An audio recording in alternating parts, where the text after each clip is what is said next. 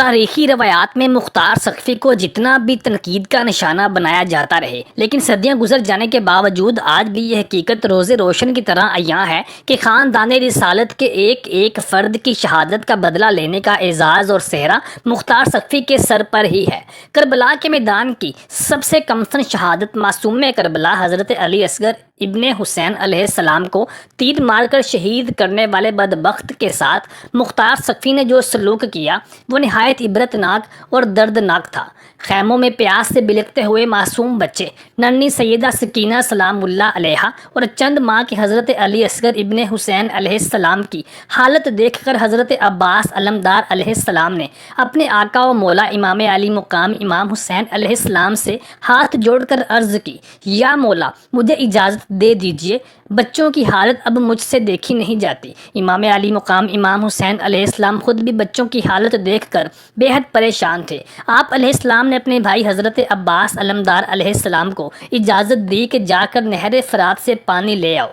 حضرت عباس علمدار علیہ السلام نہر فرات سے پانی بھرنے میں کامیاب ہو گئے تھے، لیکن واپسی ناممکن تھی، کیونکہ شمر بدبخت نے تیروں کی بوچھاڑ کرنے کا حکم دے رکھا تھا، جس سے آپ شدید زخمی ہو گئے تھے۔ یہی نہیں بلکہ آپ علیہ السلام کے بازو بھی قلم کر دیے گئے تھے، تاکہ پانی کا یہ مشکیزہ آپ کے ہاتھوں امام علی مقام امام حسین علیہ السلام کے خیموں تک نہ پہنچ سکے، کیونکہ شمر بن ذی الجوشن جانتا تھا کہ اگر خاندان رسالت کے کسی ایک جوان کو بھی پانی میسر آ گیا تو یزید کی ساری فوج بھی کم پڑ جائے گی اور علی علیہ السلام کے یہ شیر یزیدی لشکر کا خاتمہ کر دیں گے۔ اسی لیے یکبارگی حملے میں حضرت عباس علمدار علیہ السلام کو شہید کر دیا گیا اور پانی کو حسین علیہ السلام کے خیموں تک لے جانے کی اس کوشش کو بھی ناکام بنا دیا گیا۔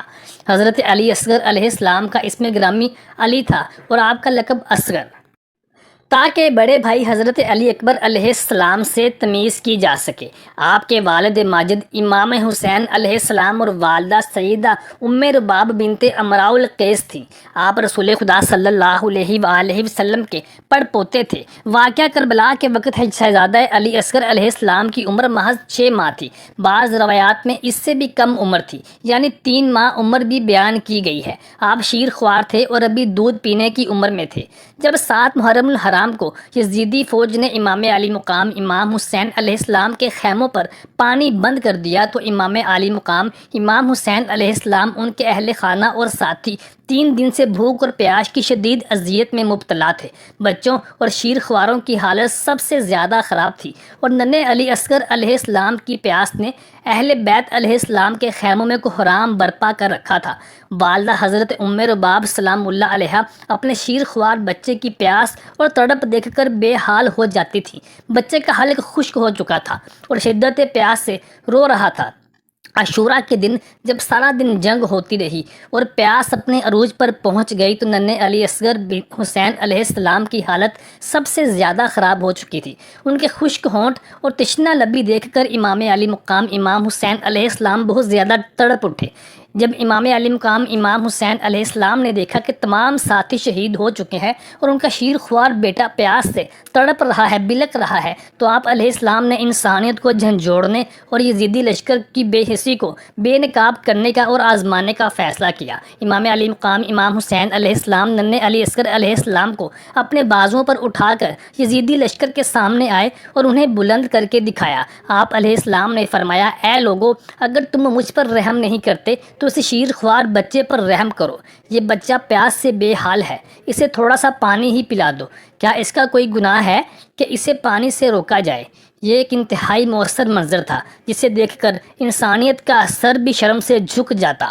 یزیدی لشکر کے دل اتنے سخت ہو چکے تھے کہ انہیں اس معصوم علی اصغر علیہ السلام کی پیاس پر بھی رحم نہ آیا۔ اس موقع پر بدبخت حرملہ بن کاہل اسدی نے امام علی مقام امام حسین علیہ السلام کے ہاتھوں میں موجود ان کے شیر خوار ننھے علی اصغر علیہ السلام کو نشانہ بنایا۔ اس نے ایک زہریلا اور 3 شاخوں والا تیر اس معصوم علی اصغر علیہ السلام کے گلے پر دے مارا۔ تیر لگتے ہی شیر خوار حضرت علی اصغر علیہ السلام نے امام علی مقام امام حسین علیہ السلام کے ہاتھوں میں ہی تڑپ کر جام شہادت نوش کیا۔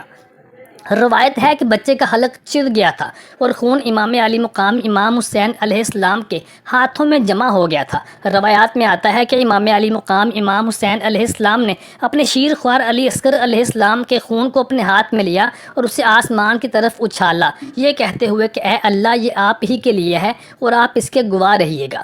یہ آپ علیہ السلام کی بے پناہ رضا بالقضاء اور صبر کا مظہر تھا۔ جب پھر آپ نے اپنے بیٹے کو مٹی میں دفن کیا، بعض روایات کے مطابق خیمے کے قریب ہی دفن فرمایا، جبکہ بعض روایات میں یہ بھی درج ہے کہ آپ نے امام علی اصغر علیہ السلام کے خون کو اپنے چہرہ مبارک پر مل لیا تھا۔ آپ کی والدہ سیدہ ام رباب سلام اللہ علیہا امام علی مقام امام حسین علیہ السلام کی چہیتی زوجہ محترمہ تھی۔ امام حسین علیہ السلام ان کے بارے میں اکثر فرمایا کرتے تھے کہ جس گھر میں سکینہ اور ام رباب ہوں، میرے لیے وہ گھر جنت سے کم نہیں۔ امام علی مقام امام حسین علیہ السلام کی اس عظیم زوجہ نے واقعہ کربلا کی ایک ایک شہادت کو، خصوصاً اپنے معصوم لخت جگر معصوم کربلا حضرت علی اصغر بن حسین علیہ السلام کی شہادت اپنی آنکھوں سے ملاحظہ فرمائی تھی۔ آپ کربلا کے بعد صرف چند سال ہی باقید حیات رہی تھیں، اور ان چند سالوں میں آپ علیہ السلام نے امام علی مقام امام حسین علیہ السلام، اپنے لخت جگر علی اصغر علیہ السلام اور دیگر شہدائے کربلا کا جس انداز سے ماتم کیا، اس کی مثال نہیں ملتی۔ آپ نے یہ عہد کیا تھا کہ میں کبھی بھی سائے میں نہیں بیٹھوں گی، اور اپنی آخری سانس لینے تک آپ نے اپنی اس قسم کو پورا کیا اور کبھی بھی سائے میں نہیں بیٹھی۔ آپ مجالس برپا کیا کرتی تھیں، خواتین کو جمع کر کے امام علی مقام امام حسین علیہ السلام اور شہدائے کرب و بلا پر گریہ و ماتم کیا کرتی تھیں۔ روایات میں آتا ہے کہ جب آپ کی وفات ہوئی تو آپ علیہ السلام کی مبارک چادر کھولی گئی تو اس میں ننھی سکینہ سلام اللہ علیہا کی چند کانوں کی بالیاں اور معصوم کربلا حضرت علی اصغر بن حسین علیہ السلام کے پنگوڑے کی چند جلی ہوئی لکڑیاں موجود تھیں، جو خیموں کو آگ لگانے کے باعث پنگوڑے کے جل جانے سے جل چکی تھیں۔ تاریخی روایات کے مطابق حرملہ بن کامل اسدی وہ شخص مشہور ہے جس کے بارے میں روایات میں یہ کہا جاتا ہے کہ اس نے یوم عاشور کے دن میدان کربلا میں امام حسین علیہ السلام کے 6 ماہ کے ننھے علی اصغر علیہ السلام پر تیر چلایا تھا۔